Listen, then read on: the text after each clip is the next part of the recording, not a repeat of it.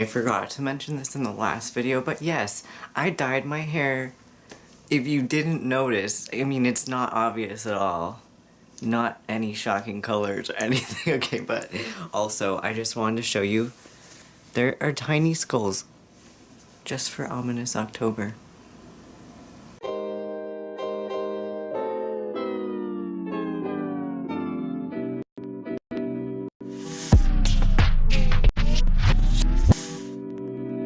Hello, friends! Welcome back to another Ominous October. Thank your fellow subscriber Zara, because one time I was asking for video topics or something. Zara's suggestion was some type of childhood memory that has shaped me. And I don't know if this has shaped me, but it really says a lot about me. And it has to do with something scary, because this was my very first scary story that I fabricated myself. When I was 6 years old. Just as a teaser, this involved a lot of children. I didn't even know if it was real or not myself. I didn't realize it was that fabricated by me until way later, but I must have caused some people some interesting times. I don't know if everyone was just playing along or what, but anyway, so when I was in 6th grade, I lived somewhere else than I do now, basically, and I had this whole giant set of friends. We would just go around and just do random things during like recess or the lunch period.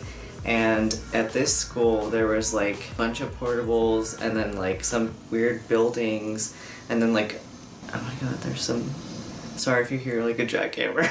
Anyway, there's like some weird building shapes and then like the front of the school and then this whole like really short field area. There's like some trees and it was on the side of a street. So there's a neighborhood on this side. Like if you're looking out from the school onto the field, there's a neighborhood here and then there's houses right up against the edge of the campus on this side, and everything was on a hill. So we were playing in the field. I don't really know how we got to this somehow, but we kept noticing this house that was on the corner on that side that's like adjacent to the campus. So like if this is the side of the neighborhood and this is the school and there's the corner, it was the house on the corner right next to it, and then the rest of the school was behind, so it was like against the field, and there's this huge tall fence. I don't know if it was that huge, it looked huge to me when I was 6, but it was tall enough to where like if I wanted to climb over, which I probably did, I would get in trouble first because everyone would notice. So the group of us kept noticing this house. We were like looking at it and, sorry, I'm trying to get myself. Okay, we kept looking over at it and then we started, wait, someone is like literally mowing the concrete and making a nasty sound. Right when I started doing this. Oh, it's the neighbors. Wait, and like way across the street. Well, okay, I'm sorry, we'll just have to pretend that there isn't gardeners in the background at the neighbors. Yeah, so we kept staring at this house. There's always like a car or two parked in the driveway. The car closest was like a small older car at the time. This was in probably right after 9/11, so it was like 2001, 2002 maybe. And there I don't even remember if it was around Halloween time. I think it was because I just randomly thought of this and I wanted to tell you about it. I don't know who started it, but I'm pretty sure I kept getting people to be really suspicious of this house because I was like, well, it just looks creepy, like no one ever goes in, and everyone's like, oh, you're right. And then we all started thinking of things. This kid like looked at the car and was like, look, there's a ghost in that car. And we were like, oh my god, what? There's a ghost in the car? So we would look at inside the car, like pressed against the fence, looking through the fence chains, like examining the car. We're like, oh my god, you're right, there is a ghost in that car. Because it was one of the older cars from the 1990s that had that thing where the seatbelt would, like, it would automatically come back up. Like, I don't know if you know what I'm talking, like it was out, so like sometimes it would look like someone was in the car when no one was in the car. So it looked like there was a ghost wearing a seatbelt in the car. Like, I remember it had that weird furry thing that everyone used to put on their seatbelts to make it more comfy. And so we were like freaking out, and then we were examining the doorway, and we were like, oh my god, the doorway says come inside, or like welcome, and it's supposed to lure you in and like make you go into the house and creep you out. Like, what if there's a witch that lives there? What if she's going to kidnap you or feed you some poison or something? Like, it just kept going. And then we looked over in the corner, and there was a giant red handball, and on it was covered in red blood. It was paint.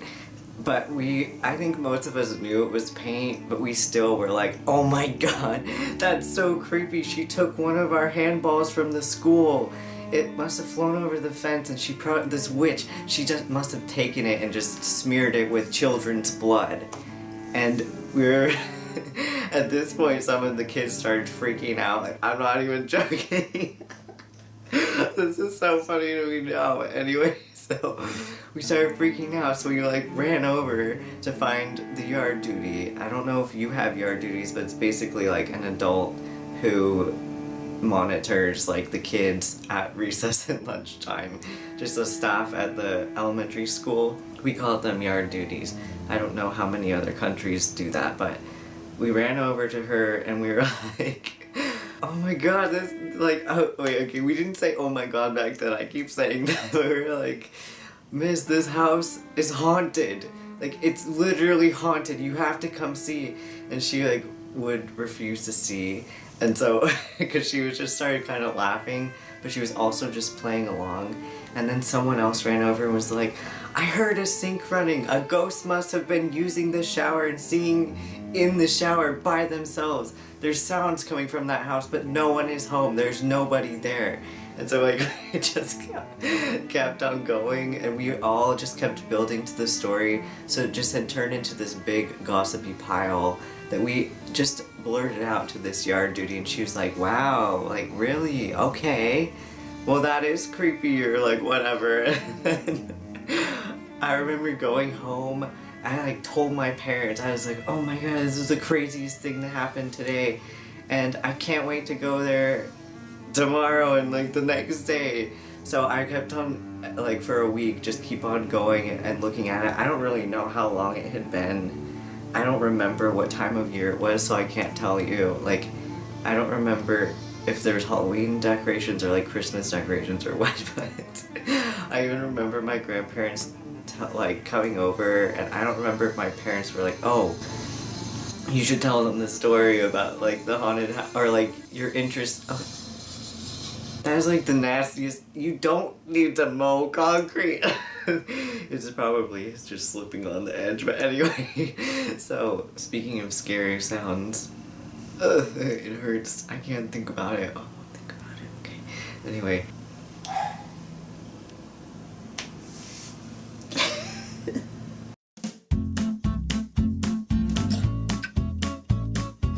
I excitedly just told my grandparents the story, and they humored me as well. They were just like, oh, tell us more about it, whatever. So eventually other kids got bored. I was still interested because I was like, man, that's creepy. Like, we had so much evidence that this was haunted. It was like real, like definite proof that there was ghosts in the car. There was like a ghost in the shower because no one was home. Supposedly. I mean, how would we know? But, you know, this is 6-year-old logic. I remember one day coming up to the school, running onto the field for recess, looking over into the corner, and a tarp had been placed covering that side of the fence. I don't know if it was just like to protect like weird people from seeing kids, because like it's an LA city, but I think that city's pretty safe. It's just, I don't know if the neighbors complain that they're being kids staring at their house like almost every single day, but That's just how I'm picturing it right now. It's kind of amazing. So that was the end of that saga. I don't think I had anyone on my side at that point. We all forgot about it. Made sure not to toss any more handballs over the fence, and that was that. So, I hope you enjoyed my weird childhood scary story, the very first one I created, even though I believed it at first, and then later I was like, man, I don't know. Like, I remember doubting if it was real. I just wanted it to be real the whole time. So sad. I hope you're having a great day. Let me know in the comments if you have had any weird childhood stories like that where you let your imagination run too wild and scare the crap out of you. I hope that you enjoyed this video. I will see you next week for another ominous October week day video. Bye! The tarp though.